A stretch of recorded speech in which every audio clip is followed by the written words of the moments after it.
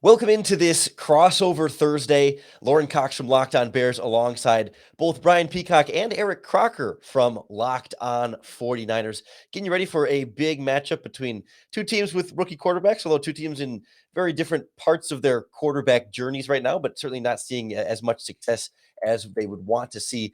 Today's crossover Thursday episode brought to you by McDonald's. It's a proudly serving communities since 1965. McDonald's has always been more than just a place to get some tasty, affordable food. It's an unofficial community center. Big thank you to our friends at McDonald's for always being there. I was going to say I'm loving it, but I guess we're loving it today with the podcast and bringing us all together here. But we're loving this matchup with the Bears and the 49ers, two teams that I think we've seen some parallels between them on their quarterback drafting processes here. But Bears obviously going to Fields a little bit earlier than Lance. Or I guess the 49ers went to Lance briefly there with Jimmy Garoppolo. I guess, Brian, to start, what was the quarterback plan from the beginning for the 49ers, and how have they stuck to or deviated from what they were saying in May and then through training camp?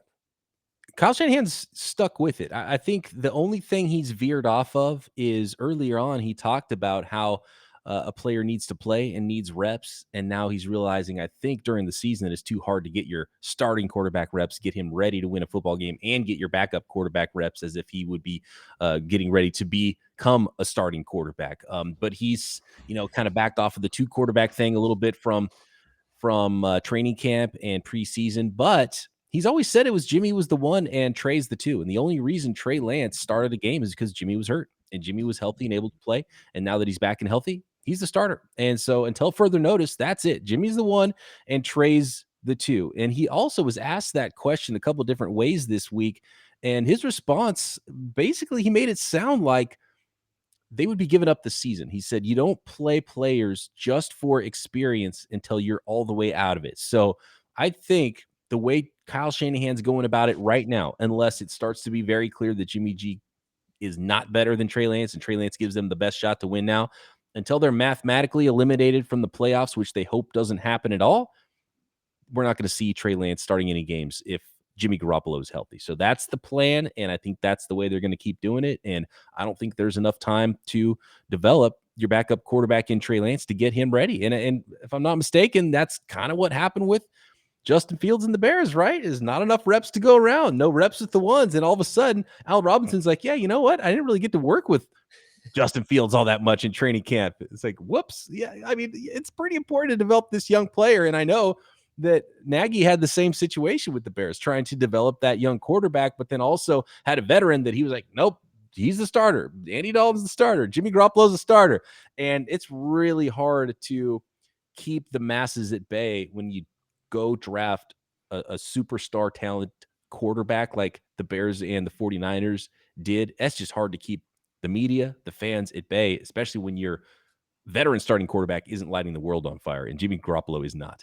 Yeah, Eric, where do you sort of land on how much blame Jimmy Garoppolo gets now for four straight losses, 2-4? I think expectations, at least on the outside, seem like they were going to be quite a bit higher for the 49ers this season. Obviously, a tough division, and things have kind of gotten weird with Seattle too. But like, where do you sort of place the blame on Jimmy Garoppolo versus other things that are going wrong for the 49ers right now? Yeah, it's tough. We talked about it. There's not one thing that you can kind of pinpoint as to why the 49ers lose games. And I think that might be the sign of a bad team. It's weird because when you watch the 49ers, you don't see like bad team. They actually have a talented roster. They have guys that make plays, but they find different ways each week to lose. There's not one week where they lose the same way. And that's the strangest thing. And again, might be a sign of a bad team. I think, when you look at least Jimmy Garoppolo from his standpoint and what blame he might take on with this, and, one of those games Trey Lance started. But when it comes to Jimmy Garoppolo, I think he typically, aside from the Packers game, doesn't really help win the game. Like, he typically does enough to where, he's not going to just throw the game away for the most part. Now, I know this game, he threw multiple interceptions in the rain, but typically on a game-to-game basis, he does enough to where it kind of keeps you in games, but he's not that like playmaker, and he's not a guy that typically makes plays outside the structure of the offense. So when things aren't there, he just might miss or, have an incompletion on third down. Then what happens is you start to string together 3, 4, 5 just stagnant possessions. And then ultimately, oh man, next thing you know, 49ers lost. It's been kind of that. So I think that's why Kyle has still kind of been able to hang his hat on the fact that, hey, Jimmy's our guy. Jimmy could be our starter, because when you look at the games, you can't really pinpoint one game, maybe outside of this one in the point rain. And even then, you could use that as an excuse as to why the 49ers did not win with Jimmy Garoppolo in the game. So Eric, keeping it with you, if roster seems talented on paper, right? And it's not purely Jimmy Garoppolo. Like there's players and there's talent, but they're playing like a bad team. Does that not point to head coach Kyle Shanahan? I mean, is that sort of the why there's been sort of hot seat rumblings there? Because of course, I think we all perceive him as, I don't want to say genius head coach, but innovative, quarterback friendly system. Obviously went to the Super Bowl just a couple of years ago. I mean, if it's not the quarterback and it's not necessarily the roster talent, that would sort of point to the GM. I mean, does coach get blamed there, or what's sort of your evaluation of Shanahan through all this? Well, I think definitely Shanahan has to take some of the blame here. I mean, this is his ship. He's the captain of it. He doesn't answer to anyone except for maybe Jet York. And even then, Jet York has really stepped away since signing or hiring Kyle Shanahan. When you look at some of these losses, I don't even know what the coach can do, right? I mean, look at the Colts game. A lot of it was just third down pass interferences. If the 49ers don't get called for 3 or 4 third down pass interferences that resulted in big gains, they probably blow the Indianapolis Colts out. So it's like, how much of that is coaching? How much can the coach prepare you to not get called for pass interference when cornerbacks have been playing physically their whole lives? So those are things they have to figure out the answer to it. It does come back to Kyle Shanahan, because at the end of the day, he has to prepare his guys to be more disciplined. But right now, I'm not sure exactly what more Kyle can do in some of these instances, because they've been weird. I mean, even go back to the Packers game, they're in your guys' division. 49ers had the lead with 37 seconds left and no timeouts, and the Packers were able to, have a couple plays to move down the field and score.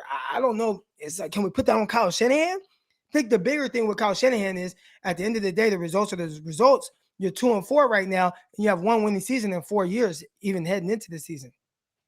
Yeah, like the Bears, I think all the focus for both of these teams have kind of been on the offense and the quarterback position. But Brian, one last thing before we change gears here. Everyone's going to be paying attention to Justin Fields, right? And what the 49ers defense is going to do against him. We've seen some different strategies. We've seen some teams try and blitz him heavily. Other teams kind of try and drop back and throw a lot of different things at him coverage-wise. Obviously, I think we know to expect some pressure there from Bosa and a pretty strong front seven there from the 49ers. Overall, what are your sort of expectations for this 49ers defense? Where's your level of confidence in them coming into this game? The 49ers defense has been an odd unit because they've been solid and they've been the better side of the ball so far this season for the 49ers. Crocker mentioned some of those pass interference penalties, and they've been the most penalized team in the league, and that's not good. Wow. But they've been a bend, don't break defense, and Bosa's been awesome, and he's been disruptive. I think he could get a little bit more help from the rest of his defensive line, but really it's been just a solid but unspectacular unit overall. And when I watch the Bears, I see how bad Justin Fields has dealt with blitzes, whether that's him and his calls or the offensive line not helping him out, and the line has not helped him out from what I can tell. And I got some questions for you about that. Maybe the 49ers will go with a little bit more blitz-heavy package because that's what's worked. And if you watch the film and you see something giving a team trouble, I think you got to try to do it. So maybe they'll try to put pressure on the young quarterback and maybe take some pressure off of their defensive backs. Well, definitely a lot to get into with this matchup, and I'm sure we'll see more parallels for these two teams as we dive into it a little bit more. But first, I want to remind you today's episode is brought to you by our friends at McDonald's, proudly serving communities since 1965. McDonald's has always been a place for more than just tasty, affordable food. It's a place where friends and family can come to reconnect, a place where classmates can meet up for a study group, knowing they'll have dependable Wi-Fi and endless supplies of French fries and McFlurries. Win or lose, it's a place where teammates, competitors, the home team, or the away team can come to recharge. It's a place where you always look forward to stopping at on a long road trip to rest your legs and refuel, maybe use the bathroom, get a little snack in there. It's always a nice little cheap step by, something to fill you up and get you on to your next thing. It's just a part of so many different communities. It's there at every exit, and you can always sort of make sure there's always going to be a McDonald's there for you to be able to rely on. So head to your favorite local McDonald's to refuel and connect. McDonald's. I'm loving it. Today's episode also brought to you by our friends at rockauto.com. They're a family business that have been serving auto parts customers online for over 20 years. They got everything you could possibly need for your vehicle, from the complicated stuff like fuel pump assemblies and engine control modules to easy stuff like tail lamps, motor oil, even new carpet. So if you name it, if you got a problem with your vehicle, they'll have a part for you at rockauto.com. Their catalog is so deep, but it's super easy to navigate. You just enter in your car's make and model and boom, pulls up all the different parts for your vehicle, and you can sort between the brands, specifications, and prices you prefer. Those prices are particularly important because some of the chain part stores will have different price tiers if you're a professional mechanic versus a do-it-yourselfer like us. But rockauto.com's prices are the same for everybody. So don't spend up to twice as much for the same part somewhere else. Head on over to rockauto.com right now, see all the parts available for your car or truck. And when you check out, fill out their box. It says, "How did you hear about us?" And write in the words "locked on." That way they know we sent you. Amazing selection, reliably low prices, all the parts your car will ever need. rockauto.com. Another Thursday crossover here on the Locked On Podcast Network. Brian Peacock and Eric Crocker here from Locked On 49ers with Lauren Cox of Locked On Bears. Just to sort of cap that conversation we just had about the coaching and the 49ers coaching staff, my co-host on the Peacock and Williamson NFL show today dropped a stat on me that I had not heard yet, and I'm surprised I haven't seen this on 49ers Twitter, but a name that everybody listening to this show knows very well, Mike Singletary, currently has a better, I say currently as if he's going to get another head coaching job, currently has a better career record as head coach of the 49ers than Kyle Shanahan does. Wow. And I was a little bit shocked by that because the Mike Singletary era was quite interesting for the 49ers, and it feels like the Shanahan 49ers have been a lot better than that team, but really at a certain point, you have to look at the scoreboard and say Shanahan's got to get better, and it's all on him from the top down. It's up to him to get this ship righted. Is this the week that could happen? We will find out. We've got questions for you, Lauren, when it comes to this Bears team. And I definitely want to talk about the young quarterback, because when this Bears 49ers game came up on the schedule, I circled it and I almost bought plane tickets right away. I was like, I got to see this. This is like, future Hall of Fame quarterbacks, the next great superstar quarterbacks in the league, Justin Fields and Trey Lance. They got to be starting by this point in the season. Turns out Trey Lance will not be starting. I don't know if he's going to be healthy enough to have a uniform in this game and even be a backup and be used sparingly. But Justin Fields is out there, and it hasn't gone extremely well for him. How much of the blame of the struggles for Justin Fields can you explain away by maybe coaching and maybe a porous offensive line in front of him? I think a decent amount, but it's certainly not everything, right? I mean, of course, he bears responsibility, and we've seen quarterbacks like Justin Herbert and others come in and sort of be these exceptional rookie quarterbacks, and maybe he and others have unfairly raised their expectations, but I think it kind of cycles, right? You'll have a class of rookies where a rookie comes in and plays really, really well, and then every team gets quarterback hungry and drafts them early and plays them early and expects them to play well, and it's hard to sort of live up to those expectations. But to not get off your question too much, it's like even when Fields makes mistakes, you almost want to blame the coaching staff for his own mistakes because he hasn't had the preparation time, and that ultimately does come back down to the coaching staff not giving him first team reps through training camp, and barely throwing with Allen Robinson, like you mentioned earlier. The quote from Robinson, he hadn't really had first team reps with Fields, so they're still getting on the same page. Like all the different things that you would blame on Fields for, like, oh yeah, he missed that throw to his wide receiver. That's on Fields. Yes, but you can also find ways to divert some of that blame to the coaching staff for not better preparing Fields along the way for this moment. The plan was originally to start Andy Dalton all 16 games or 17 games, excuse me. But then he suffers a knee injury. Fields comes in and plays relatively well. And then they kind of feel like Fields gives us the best chance to win. So we're going to put Andy Dalton on the bench and kind of accelerate that timeline to now. But all of a sudden we're kind of seeing that, hey, wait a minute, because he hadn't been able to prepare all that much, you're going through all those growing pains in the regular season as opposed to training camp and to some extent preseason, where you can iron out a little bit more of those things working with the starters in some of those ways. So like I think there's a lot of offensive line blame in terms of pass protection, not giving Fields time to throw. He's the type of quarterback that needs a little bit more time to throw. They want more deeper downfield passing. He's not the quick rhythm West Coast quarterback that Nagy was trying to force him to be at first. But since then, they've kind of opened things up a little bit, switched some schematics with the offensive coordinator, Bill Lazor, calling plays, and now going to some more moving pockets, some play action, and trying to build a more rookie quarterback friendly system. But that only goes as far as your offensive line can go, as far as your receivers can go, because they've struggled to get open against bad secondaries the last couple of weeks. And it's really sort of been a complete team-wide failure that has included some missed throws and some bad plays and some bad decisions from Justin Fields. It just hasn't felt like the types of mistakes from Fields that feel catastrophic. It feels much more like rookie mistakes than some kind of fatal flaw that we're just seeing for the first time. Do you guys feel that, or you people that cover the Bears or the fan, still feel that Justin Fields still gives you the best chance to win? Because I remember when Andy Dalton got hurt. I mean, even in that game, he had completed like 9 out of 11 passes, goes down with an ankle injury or foot injury, and then you have Fields come in, and since then it hasn't been like just amazing to where he just outplayed Andy Dalton. Do you think they've kind of given Fields this time by default and just said we're going to build on whatever he looks like right now? Or do you truly feel he gives you guys the best chance to win? Because even in the win against the Raiders, it wasn't like Fields lit the world on fire. Yeah, I think it's honestly, I think it's debatable right now on who gives you the best chance to win right now. And I think if it's close, I think there's enough benefit from saying, we're gonna eat some of the growing pains now, with the idea that in theory, another 3, 4, 5, 6 games under his belt, maybe he more clearly then gives you the better chance to win. That, of course, like a rookie in his first couple of starts is probably not going to be better than a veteran quarterback who's been around the league. But Dalton has such a very limited ceiling, right? We saw high completion percentage, and he was able to drive down and get a couple of touchdown drives here and there, but he's not challenging defenses vertically, and he's not able to make extraordinary plays at the quarterback position in the way that Justin Fields can. And so Fields doesn't have the baseline floor right now that Andy Dalton does. But once he sort of settles into it a little bit more, in theory, he should be able to give you so much more. And even in games, we're seeing flashes of just, beautiful sideline throws downfield, opposite hash, tight coverage,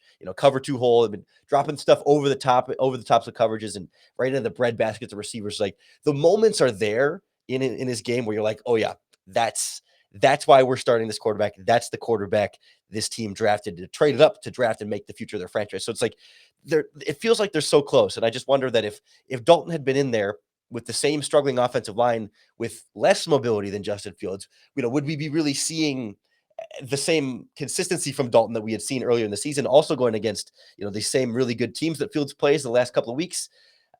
Maybe. I don't know that it's the difference between winning and losing. I don't think Dalton puts them over the top against certainly not the Buccaneers last week when they were blown out. And the Packers, Fields drove him down and had them right in there at the end of the game and had a strong start. So he's been close, or he's been completely blown out in these losses, to where I don't know that Dalton necessarily immediately is the difference between wins and losses right now. And so I'm much more willing to accept some of the Fields' flaws and maybe some of the rough moments here, knowing that in theory it should better prepare him to be the clearly better quarterback later in the season. Yeah. Hopefully it's not a get well game for Fields throwing deep on that 49ers secondary, because that's one place they've not been great. But he said he could feel it. He's like, I'm close. I can feel I'm close to my breakout game. So maybe this is the one. There's got to be some fuel too. Justin Fields has to feel like he got burned by Kyle Shanahan and the 49ers. Like, when the 49ers traded up, I was so convinced it was Fields, because it was the only quarterback of that entire group that Kyle Shanahan had ever met.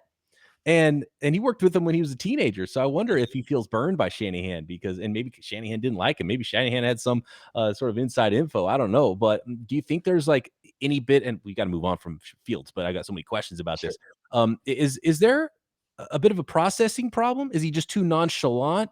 Does he need to speed up his clock just because it's the NFL and windows are smaller and your offensive line isn't good enough for you to hang back like it was at Ohio State and make all these big plays all the time? Not necessarily. So it's kind of a combination of things, right? So like the Matt Nagy offense, if it was up to him, it's a lot of like 3-step quick concepts, right? And Fields is not that pristine timing placement quarterback, especially throwing to wide receivers that he hasn't worked with. It's a little bit hard for him to get it out perfectly on time to Allen Robinson at the exact same time on his route, when it's it's a 5-step hitch and he's got to get it out on his 3rd step, especially because I think mechanically Fields struggles most with footwork. I don't think it's as much processing speed in terms of being able to kind of go through his progressions, because he generally is pretty good at knowing exactly where he needs to go with the balls. But then sometimes when he's still in the pocket but under pressure, he won't properly step into throws and he'll sail it or sink it a little bit. And some of these interceptions have kind of been weird situations. Like last week, he had 3 picks against the Buccaneers. The first one, the coaching staff in his headset said, "Hey, there's 12 men on the field. Snap it. You have a free play." So he snapped it and chucked the deep ball because he thought it was a free play.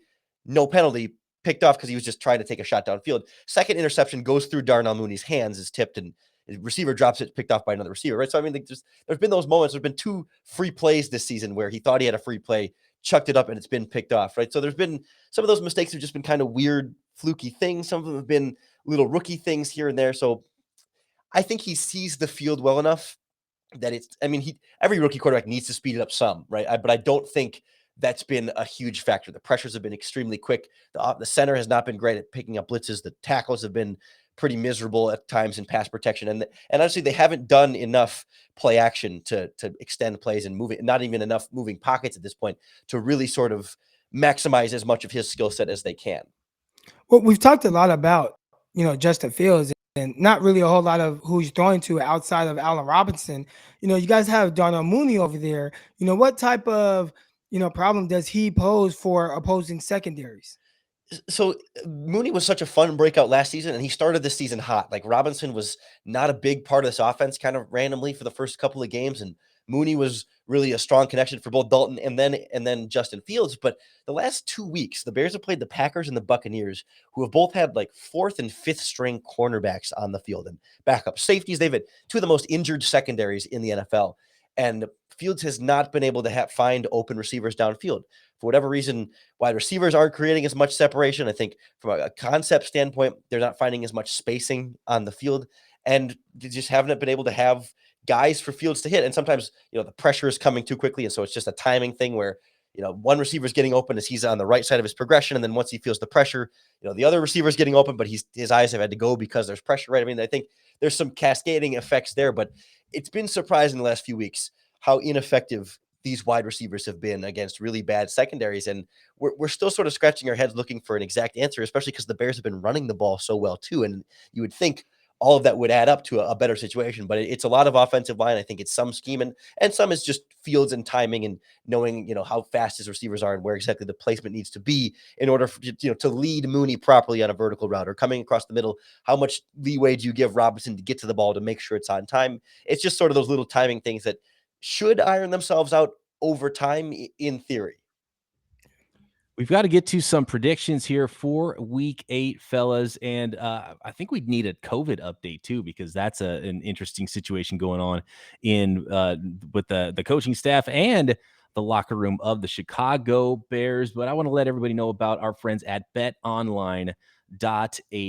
Back and better than ever. A new web interface for the start of the basketball season. More props, more odds, and more lines than ever before. BetOnline remains your number one spot for all the basketball, pro football, and college action this season. And taking a look, actually, maybe this line is getting juicier. If you're looking for a Bears upset, it's moving from 3.5 now to 4.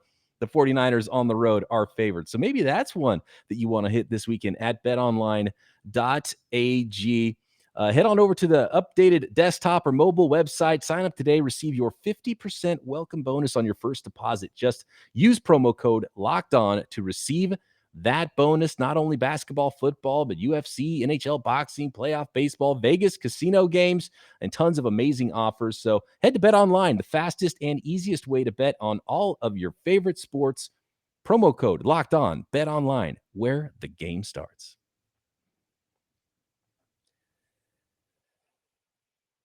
All right, gentlemen, a 4-point favorite. The 49ers are on the road, as we just heard from betonline.ag. I guess first of all, does that surprise you? I mean, the 49ers are 2-4. The Bears, and that's certainly not doing worlds better, but I guess you add in Matt Nagy's COVID test was positive and probably not going to have the head coach around, and the Bears are certainly spiraling right now, but the 49ers have lost 4 in a row. I mean, given where you guys have seen this team, I guess so we're not talking over each other, we'll start with you, Eric. I mean, are you surprised to see the 49ers favored by that much in this game? Yeah, definitely. I mean, especially on the road, it almost kind of doesn't make sense to me. Now, maybe Vegas is looking at it how I'm looking at it, where the 49ers, you watch them and you're like, that's not a bad team. And somehow these games aren't resulting in more wins. But like we said about Kyle Shanahan and his overall record being worse than Mike Singletary, your record is what it is. And 49ers, 4-game skid, finding different ways to lose every week. So traveling to Chicago, I don't quite understand how the 49ers are the favorites, especially with just so much going on that, with the quarterback position and haven't found that continuity or that rhythm. Uh, yeah, I would have expected the Chicago Bears to at least be 1-point favorites. Yeah, on one hand, the Bears have a better record than the 49ers currently, and they're at home. So you would think, okay, that's at least going to be even, or maybe even the Bears favored. And when I heard that Matt Nagy had COVID, I thought, oh, well, give me the Bears by 7 then, because that's going to help. That's going to help the Chicago Bears team. Right? I'm sorry, I kid. I don't know how you feel about it, Lauren. I haven't been listening to your podcast all season. I have to believe though that there are some headhunters amongst Bears fans right now that are itching to get new leadership there, because I haven't been impressed with it. And it's almost like, okay, you're going to give him another shot after Trubisky? And I'm starting to feel bad actually for Trubisky now. Is that the next Ryan Tannehill with what we're seeing with Justin Fields? I don't like any of it. I don't like how they prepared the young quarterback. I don't really like much of what's going on with, the what's going on with the offense and the scheme, and just all of it feels bad, and he doesn't have any answers for it. So I don't know. Is it addition by subtraction that Matt Nagy might not be available Sunday? Yeah, I grappled with this on yesterday's podcast in particular because it's like, I don't want to, hurt the guy while he's down, right? I mean, of course, like, COVID's very serious, and I know he doesn't have any symptoms. He's vaccinated, and he'll be okay. But of course, we wish him good health and all that. So I don't want to, like, again, punch him while he's down. But it's like, if he's not calling the plays, what exactly are the Bears going to be missing, right? I mean, leadership and culture stuff, I guess, and motivation on the sideline. But it feels a little bit like, to some extent, at least on game day, he ends up being kind of a highly paid cheerleader on the sideline there. Certainly, during the week and game planning and stuff, he's in those meetings, and he's obviously he's got a lot of more football knowledge than certainly you and I, Brian. Maybe Eric's got Matt Nagy beat at this point, but he's been in those offensive meeting rooms. He's from the Andy Reid system, right? There's value somewhere in there to his brain being involved in something. But yeah, it's been such a frustration point for Bears fans for a long time, dating back multiple seasons. And I think this latest quarterback thing has just been another piece on top to where you feel like, okay, you're willing to sort of give this as the test of like, okay, was Trubisky truly the problem? Here's Nagy's chance at another quarterback, not only picking out a veteran that he wants, but then a rookie too. And we're not seeing it yet. And you can start to say, well, the roster's not built very well because of the offensive line and maybe the wide receiver depth, and defense is not exactly what it once was either. But man, if you're going to change the general manager at that point, you got to probably change the head coach too. And I know we're sort of getting a little bit away from this game, but I think there's at least an opportunity here for the Bears to kind of prove a little bit of something. Not that beating the 2-4 49ers would prove something, but the last two games have been against two potential Super Bowl contenders in the Packers and Buccaneers. And I don't know that anyone was really expecting the Bears to win either of those games. So even though both losses feel really bad in the moment, they're losses is kind of what you were projecting there. And so if you can beat a 49ers team like this that's maybe closer to the Bears level, maybe you regain some of that confidence again, leaning on some of these excuses of like, well, it is a rookie quarterback and he is still getting things together. And even though maybe they bungled giving him the right preparation, if he can still become an elite quarterback, that's good enough to save Matt Nagy's job. That's for sure. Well, Yeah, I have one it is question strong. Hey, too. hold on, Croc, because I want to give you some props first, because he brought you up in your football acumen. I do want to say Eric Crocker has called plays for his 7-on-7 squad, so I'd put him up against Matt Nagy as a play caller, because I've seen that. I've seen that team. I've seen the highlights on Twitter. I'm sure Croc isn't putting the lowlights on Twitter, but he's dialed up some plays. Well, yeah. Well, what I wanted to say was, unlike 7-on-7 where there's no defensive line, the Bears are going to be missing at least Khalil Mack. How does that affect maybe the outcome of this game?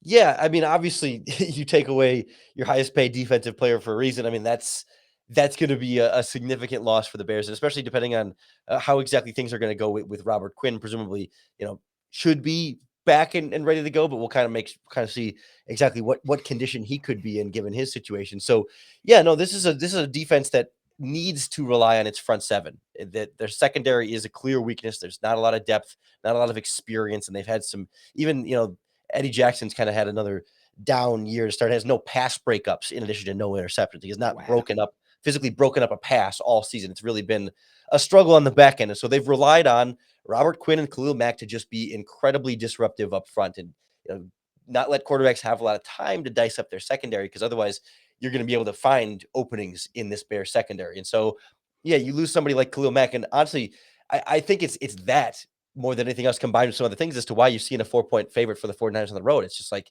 as much as their records might say different things, I'm with you that the 49ers certainly look better than a 2-4 team. And right now, given the injuries and now the COVID and that's just the overall struggles this Bears team has seen, they don't seem as good as 3-4, especially like, they beat the Cincinnati Bengals. And I don't know that this Bears team right now could beat the Cincinnati Bengals right now, so you start to kind of go through some of their wins and losses. And I find myself not predicting a Chicago Bears victory in large part due to the absence of guys like Khalil Mack. This is a tough one. I've kind of sat on the fence the last few weeks. There's been similar games where the Niners are favored and like, man, I think the Niners can win, but I think I would take the points. And I feel like I would want to do that in this one, but no Khalil Mack. It just seems like as bad as the 49ers are playing right now, the Bears are in a worse place with the way they're playing. So it comes down to revenge game, and it comes down to those quarterbacks. Jimmy G seems to play well when he goes back to Chicago. When he goes back home, is he going to play well? Is he going to answer the bell? And on the other side, is there going to be a little bit extra for Justin Fields? Was he close, as he said? Does he take advantage of that 49ers secondary, throw up some deep balls, let Allen Robinson make some plays? I think it's going to come down to the quarterbacks in this one. So it's going to be a lot of fun. I can't wait for this one Sunday. I think I find myself combining, I feel like the 49ers have the better head coach. I feel like in some part due to injuries, the 49ers have the better roster. And even if the quarterbacks are a push at this point, I mean, Justin Fields, I think, is a wild card, and maybe Jimmy Garoppolo's more in that sort of Andy Dalton spot right now. That's enough for me to take the 49ers and 3 or 5 or 7 points. I don't think either team's going to blow out the other team, but I do think San Francisco. Any final predictions for you, Eric? Yeah, I mean, like you guys said, because of won't have a head coach, won't have Khalil Mack, who really would disrupt things for the 49ers, up front. I'd have to lean towards the 49ers. I still think that 4 points is a little rich. I would take the Bears with the points, but I predict the 49ers win by about 3 points. Excellent.